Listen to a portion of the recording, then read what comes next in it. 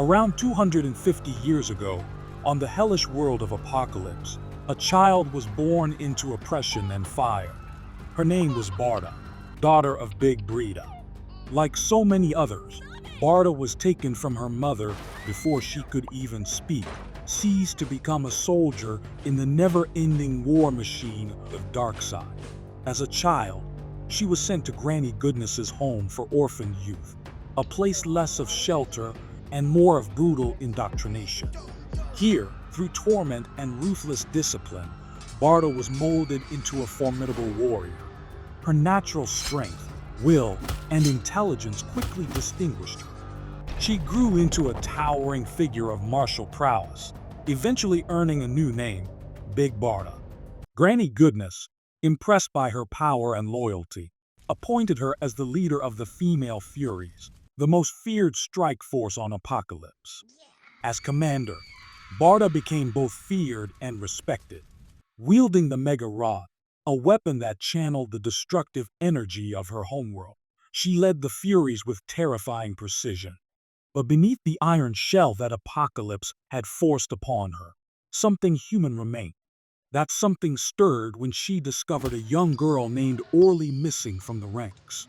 Orly had been drawn into the underground resistance led by Hyman, a scientist and rebel who trained select children to escape the control of Darkseid. Barda and the Female Furies hunted Orly down, and that's when she met Scott free. Scott was unlike anyone Barda had ever known. Raised on Apokolips, yet unbroken by it, he was kind and principled, unwilling to lose his soul to survival. Their first meeting was tense. Barda a loyal soldier, Scott a symbol of disobedience. When Hyman's group was discovered, the punishments were severe. Barda and Scott were forced to witness the atrocities committed against those who dared defy the regime. Orly's punishment haunted Barda. It pierced through the armor of loyalty she had worn for so long. When he chose to flee Apokolips, Barda chose to go with him.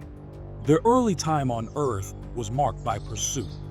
Darkseid did not let go of his warriors easily, and the Female Furies followed them across galaxies. But amidst the chaos, Barda and Scott grew closer. She, a being bred for war. He, a soul molded by suffering and endurance.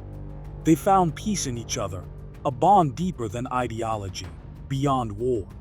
Years later, Scott descended into a psychological spiral. After a suicide attempt, he began to question the very nature of reality, wondering whether he existed in the real world or some constructed illusion. Through this darkness, Barda remained a constant, his anchor, his truth. In the midst of their existential turmoil, Barda became pregnant. Her body, trained for battle, now prepared for life. Their son, Jacob, symbolized something neither of them thought they could have, a future not forged in fire, but in hope. As war raged, Darkseid offered peace. The cost, their child. Jacob would be surrendered in exchange for the end of conflict. Scott hesitated. Could peace be worth that cost? It was Barda who found the clarity they needed. In a defining moment of their journey, she proposed the unthinkable, kill Darkseid. They did not surrender. They chose each other.